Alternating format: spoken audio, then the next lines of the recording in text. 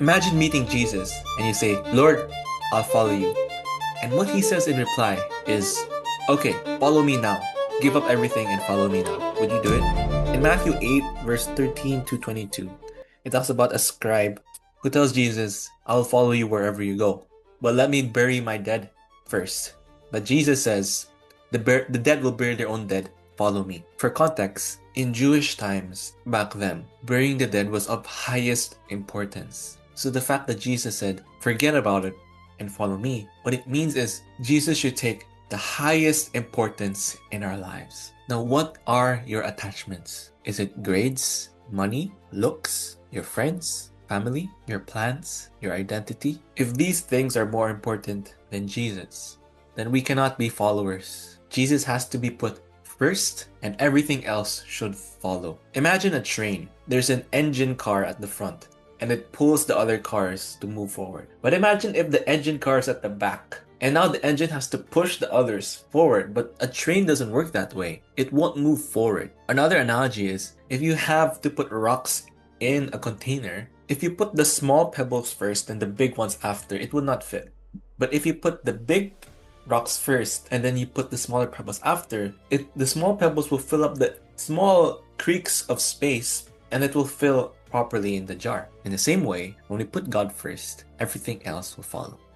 I know it's scary to give up everything. It is painful, I'm not gonna lie, speaking from experience, but everything else follows. When I lost my treasures and the things most important to me, God gave it back. I gave up my dream of professional badminton. I stopped training seriously. I thought I would never play badminton again. But in the end, I played it again, but around better people, around Christ-centered community, and it just felt more meaningful and purposeful to play with them. Sure, I wasn't getting the glory of being like a professional athlete, but I was enjoying it much more because it felt more purposeful and more fun. I was laughing more, smiling more.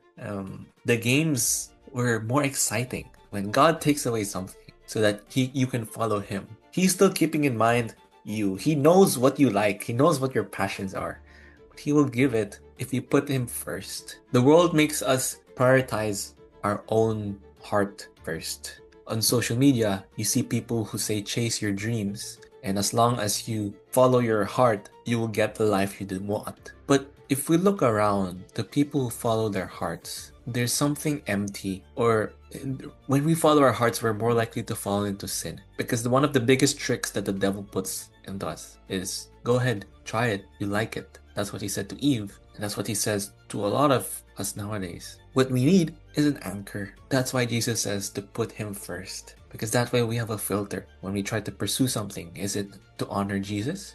Because if it is, then everything else will follow. Just like how a train with a proper engine at the front will pull the carts. If we put Him first and let Him lead our lives, everything else will follow. Your relationships, your grades, your health, your worries, they'll all be put to place. Let Jesus be the CEO of your life.